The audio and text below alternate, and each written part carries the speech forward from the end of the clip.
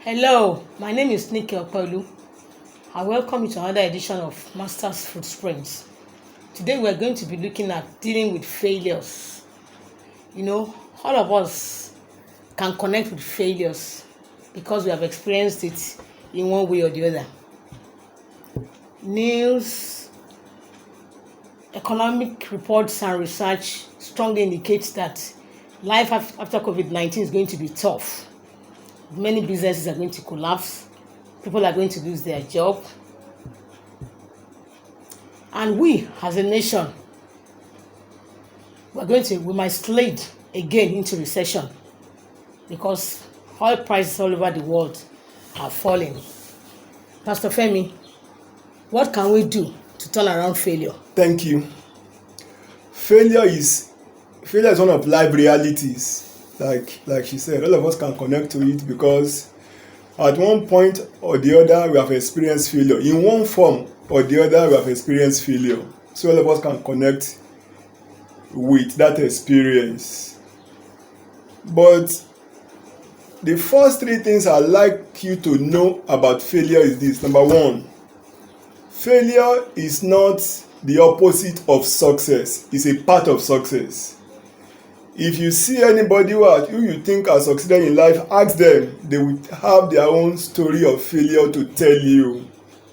So, failure is an integral part of success. For anybody who wants to succeed in life, you will have to be ready and prepared to confront at one time or the other a failed experience.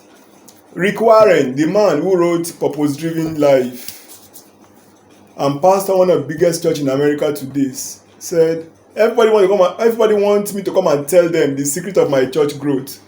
But one thing they fail to realize is that I know over 1,000 ways of how not to grow a church that I have tried that have failed.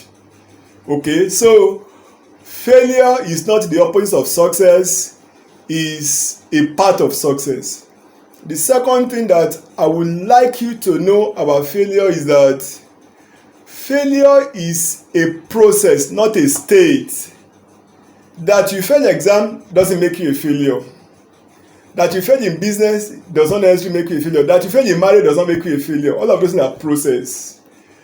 A man actually failed when he quits trying, when he just give up. So, in whatever way you have failed does not necessarily make you a failure. It is that event that has failed, not you. So you have to learn to separate the event that failed apart from you. The third thing I'd like you to know about failure is that your failure doesn't have to define you. You don't have to see yourself through the eyes of your failure, of your sin, of your mistake, but through the eyes of God. Even God is not seeing you through the eyes of your failure. If you look at everybody that God has used in the past, at one way or the other they failed, but regardless of their experience, God still eventually worked with them and used them to his own glory. David failed, God used him. Okay, so I'm sure that regardless of what you are going through now or what you have suffered in the past, your failure does not define you. You must not allow your failure to define you. Now I'm going to be walking you through 7 ways through which all of us can deal with the experience and the reality of failures in our life. The first thing is to checkmate failure. Okay, in dealing with failure, the first thing actually is to prevent failure. Well, like people say, prevention is better than cure. Okay, and sometimes we run into failure because of several things that we can handle, like our carelessness, lack of planning, and all of those things. So the first thing to do to deal with failure is to prevent failure, and there are several things that we can do if we are more careful, if we pay attention to details, if we pay attention to planning, especially in this part of the world, that we can prevent failure. Proverbs 22 and verse 3 says, the prudent will see danger and avoid it, but the fool will run into it. Okay, so as we move on from here after the experience of COVID-19. All of us will need to begin to pay attention to what we have not been paying attention to in the past. I've heard how this experience of COVID-19 has taken several of us has caught several of us unawares. Okay, so now you will have to go back and walk through what you think you are not doing right before now, so that in the days ahead you can prevent further failure, we can prevent further damage. So the first thing to do actually is to prevent failure by putting wisdom to work, by being more careful in our planning and in our response to challenges around us. Next one is admit failure. Okay, eventually, no matter how hard you try, the experience just happen. Sometimes they are not something that you can handle. Maybe a natural disaster happens and swept all your investment away. Maybe you are careful, you did all that you could do, but the center will not just hold. So at that point, you will have to admit failure. I see several of us struggle with this phase. The experience of Adam shows that he failed at this point. God confronted him. Adam, why did you eat the fruit I asked you not to eat? And the first thing is to deny instead of admitting failure. Okay, and I've discovered that at this point, several of us go into denial instead of admitting that we have failed. Okay, and like I said, everybody has gone through one form of failure or another. So what you are going through is not probably peculiar to you. So you will need to add everybody that had another chance in God admitted their failure. Ruth left Bethlehem for the land of Moabite with her husband Elkanah. She lost everything. Her husband, she lost her 2 sons, and she came back empty. When she came back to Bethlehem, people started calling her Naomi. I was saying, don't call me Naomi. I left full, I came back empty. My life is bitter now. So Naomi admitted her failure.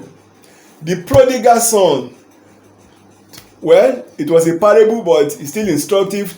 Took his father's property while the father was alive and went and spent the whole thing in riotous living. In Luke 15:18 and 19 said, I will arise and go to my father, and I will tell him, I'm not supposed to be your son again because I've wasted my inheritance. He admitted his failure. David, after his affair with Bathsheba, 2 Samuel chapter 12 and verse 18, when Nathan confronted him with that sin, David admitted. Okay, so instead of admitting our failures, several of us are blaming somebody else. We are blaming our father for not sending us to school. We are blaming our parents. We are blaming our wife the way Adam blamed Eve. We are blaming the government. We are looking for somebody to blame even for our own fault. So the second thing is to admit failure, especially when it is obvious that you are responsible for that failure. Well, even if you think you are not responsible, you still have to admit that you fail. Because unless you admit that you fail, you won't be able to take any other step to correct that experience. That's the second thing in turning around failure. Next one is forgive failure. Okay, so you'll have to forgive failure. You have to forgive yourself if you think the experience is caused by your own carelessness or by your not paying attention to detail, by not listening to warning or to wisdom.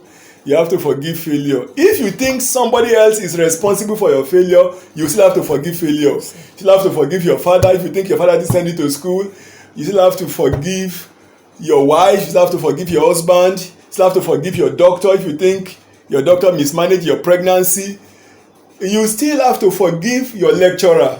Because you see, if you are not well, some people feel that God is responsible for their failure and you still have to forgive God.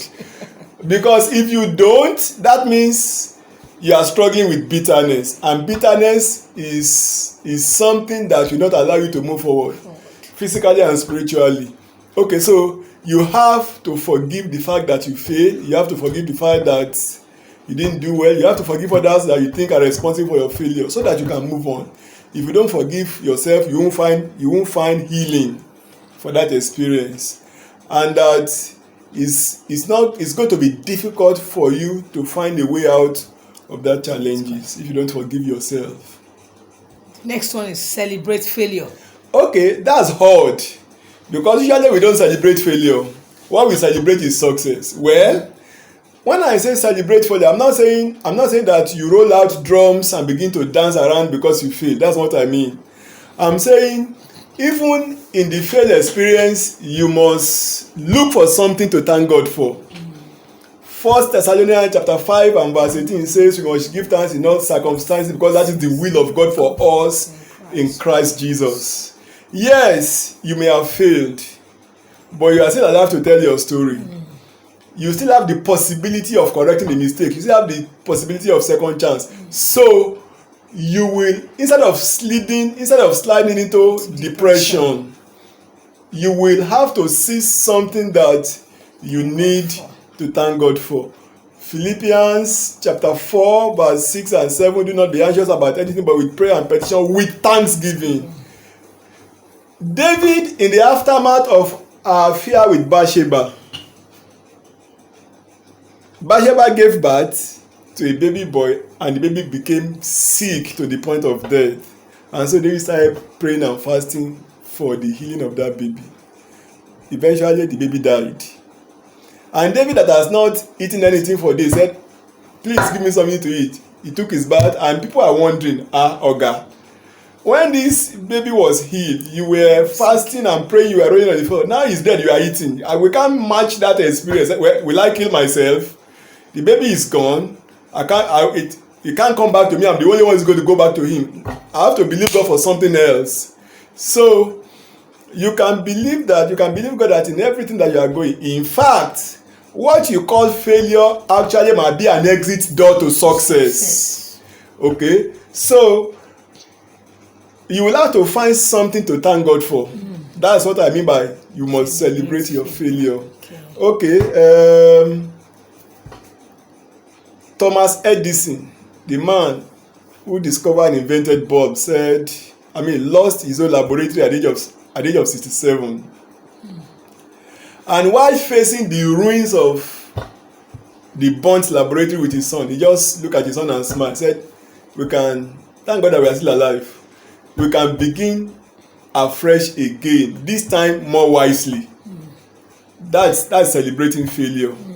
Okay, so the failure may be devastating, but the point is that in the midst of all of those things, there's something to thank God for. Job lost everything, and the Bible said he didn't blame God for anything. He only bowed down and worship. That's celebrating failure. And all of us can have the grace to do that in the midst of what we are going through now. Evaluate failure. Okay, the next thing to do is to evaluate failure, to see what happened that brought that experience. Yes. To check what went wrong, what, where, when, how did I get to this point? What is responsible for this experience?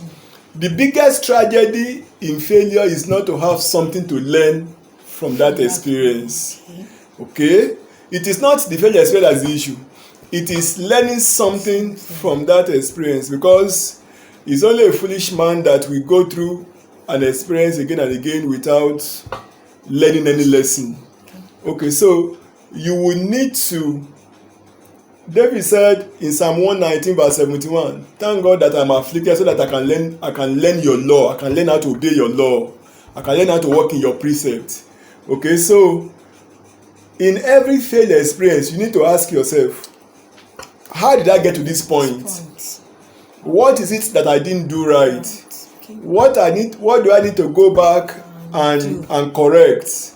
What are the lessons in all of this? Some of us don't wait to ask ourselves the lessons. And friends, you will need to ask yourself the lessons that you are learning in this whole scenario of COVID-19. You need to take your pen and your journal and write it. If you think COVID-19 has affected your business, your life, your church, you will need to write the lessons that you are learning. You need to write what you need to do correctly after this experience. So if it's just, well, after COVID-19 life goes on and you are not learning anything, then that's really failure now. So you need to evaluate failure and see the next step to go. Exploit failure. Good, exploit failure. There's something, every failure is a learning curve. So you will need to now look at the whole scenario and see what you can bring out to exploit from the experience. Okay? In the scriptures, we saw how people bounce back in the aftermath of their failed experience, like we have explained. Okay, so all of us, there's something that we can bring out, there's something we can come out with as an organization, as families, as individual. There's something that we can come out with as a church from all of this experience that will move us forward in the days ahead and in the years ahead. So we need to exploit failure. Throwing that experience away is equally not a good one, but turning it around for our good, seeing what we can turn to blessing there is. And I'm sure that all of us will need to go back and see what we can come up with from the experience or from our past failure that we have gone through. Next one is embrace new possibilities. Okay, you will have to learn to embrace new possibilities. The first thing is, in embracing new possibility, you will have to respond in faith that God can give beautiful ashes, like I said. In the book of Psalm 40 verse 2 and 3, David said, God has lifted me from every miry clay, he has put my feet upon the rock, he has given me a new song, a hymn of praise to my king. So God can lift you beyond the present challenges that you are facing, or can lift you from the past experience that you are feeling. Okay, so you need to embrace new possibility. Concluding that you have come to a dead end with that failure is a wrong thinking and assumption. So because God is said to do a new thing. Okay, even in all of this scenario, I hope you know that some people will come up with new businesses. Some people will come up with new way of doing things. Several churches who don't have online ministry now have online ministry. All of those things are new possibilities. Organization that has never tried working from home are trying it. Okay, the new possibility might be that you need to pick up a new skill. The new possibility might be that you need to re-engineer your work life. The new possibility may be that you need to retrain yourself if it looks like COVID-19 has affected your way in such a way that you can't do your way the way you've been doing it before. But the point is that in aftermath of all failed experience, there's a new possibility we need to embrace. Okay, so Ruth came back with Naomi. The husband died while they were in the land of Moabite. And Naomi pleaded with Ruth to go back. And Ruth said, no, I'm not going back. Where you go, I will go. Your people, my people. Where you die, I will die. Eventually, Ruth opened herself up to a new possibility of relationship with Boaz. So, if you have had a challenging relationship and you are concluded that you are done with relationship, can I encourage you that you need to open yourself to new possibility? If you have failed in investment and you are saying, well, you are done with it, you are not going to try again, can I challenge you that you need to embrace new possibility? If the worst case scenario is that you lose your job with COVID-19, there is no need to slide into depression. you will need to look for new possibility to embrace, because there's a new possibility that is waiting for you to explore, and you can't shut down that possibility. Okay, so turning around failure means all of us we need to embrace new possibility that God will bring our way, that people will bring our way, that will be open to us. And embracing new possibility equally means that we must leave our comfort zone, because apparently the biggest challenge to turning around failure is our comfort zone. Okay, so our familiar experience, the familiar way of doing things, what we have been using to do, our culture, our tradition, all of us we need to leave the comfort zone of what we are familiar with and explore new possibility in God. Then we have a question. Okay. How do we respond to the challenge of post-COVID-19? Because if you look at it, people are already losing their job. Organizations are already going down. People are eating their savings, and so many things are happening. How do we respond to the challenge? Okay, well, COVID-19? putting all of those things that we have shared earlier into consideration, well, there is no general solution to that question, because such that COVID-19 didn't affect all of us the same way. It affected us differently. And so the solution will not be a general solution, but specific to our situation and peculiar to us. Okay, so I just take few examples. Like for church will need to strengthen their home cells now. That's part of how to respond. That's part of how a church could respond to the effect of COVID-19. Churches are short, so the home must be strengthened after COVID-19 to be sure that our home center, our life center are for organizations that have survived with their staff working from home. Of course, many of those staff will come back, and it is cheaper to work from home for them instead of bringing so many people to the office. Okay, of course, those organizations will have to fine-tune their working from home and their online presence too. Okay. That is how to respond. For people like artisans, petty traders, who are not digital inclined, they are analog, so to say. What I discovered that almost 5-6 out of every 10 artisans will have smartphone. So they will equally have to learn the basic of smartphone. Yes, a carpenter cannot do his work online. A welder cannot do his work online. But a carpenter could take the picture of his work and send it online. A welder could take the picture of his work and send it to his customer instead of and all of those things. So that's one.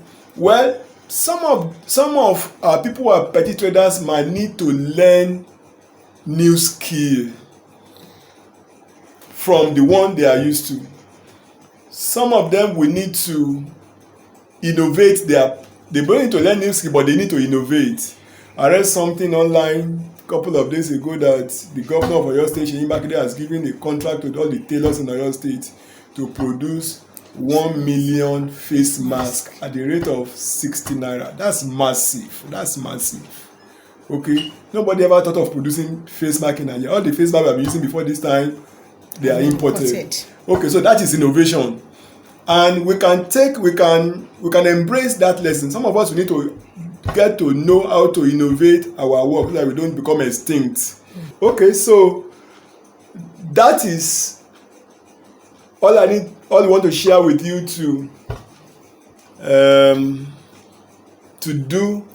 turn your failure around for good. And can I say this? Failure is never fatal, and success is never final. So all of us must go from here not to allow our failed experience to define us in the days ahead and in the month ahead, because what is ahead of us is much more than what is behind us. So we need to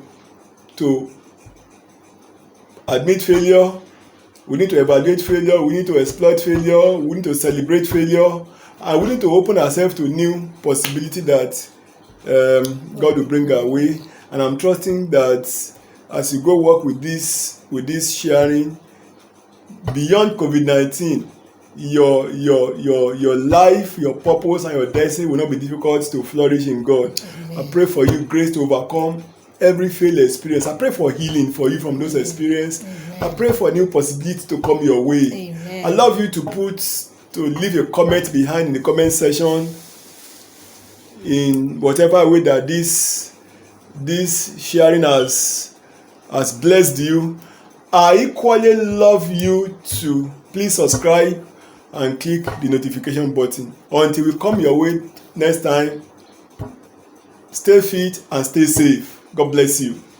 I'm sure you have been blessed by this video, and if it has blessed you, it's definitely going to bless other people. So I love you to share it from whatever platform you are viewing it from, Facebook, WhatsApp, or YouTube. I love you to go to our YouTube channel and subscribe to our YouTube channel, OBM TV channel, and click the notification button. As you do this, God bless you. Thank you.